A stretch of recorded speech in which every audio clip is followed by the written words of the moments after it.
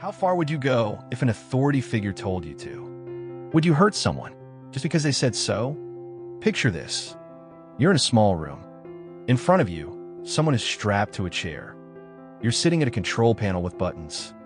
Every time that person gives a wrong answer, you're told to press a button and give them an electric shock.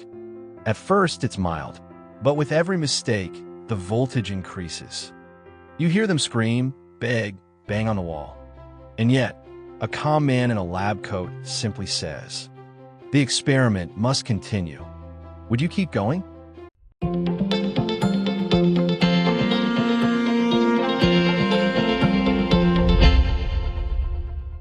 In the 1960s, a psychologist named Stanley Milgram ran this experiment. And what he discovered shocked the world. Milgram wanted to understand how ordinary people took part in horrors like the Holocaust. His main question was, do people obey because they're evil, or because they're afraid to disobey? He designed a study that looked harmless on the surface. A simple test on memory and learning. Volunteers were told they'd help study how punishment affects performance. They drew slips of paper to decide roles, teacher or learner. But the draw was rigged. The volunteer was always the teacher. The learner was an actor. And the shocks? Fake. The teacher had to read word pairs. When the learner made a mistake, they were shocked. Each mistake meant more volts from 15, all the way to 450. Behind the wall, the actor started groaning, then screaming, then begging for it to stop. At some point, complete silence. And through it all, the experimenter, calm, professional, kept saying, "Please continue." The experiment requires that you continue. You have no other choice. Most participants felt uncomfortable. They hesitated.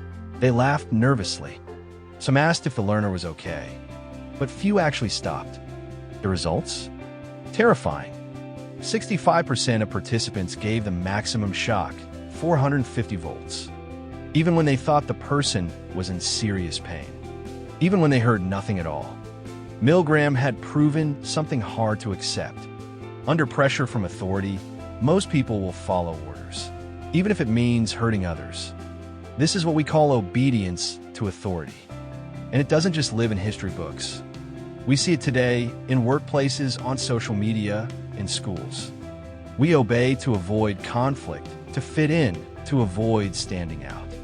As Milgram said himself, the essence of obedience is that a person no longer sees themselves as responsible for their own actions. So now, the question is, what would you have done? Obeyed? Refused?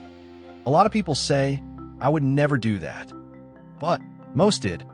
And that's the real lesson of Milgram's experiment. Because when we obey without thinking, we stop being ourselves. So next time someone says, "Just do it. It's the rule. Everyone's doing it," take a second. Questioning doesn't always mean rebellion. Sometimes, it's the most human thing you can do. So, what would you have done in that situation? Would you have obeyed or refused?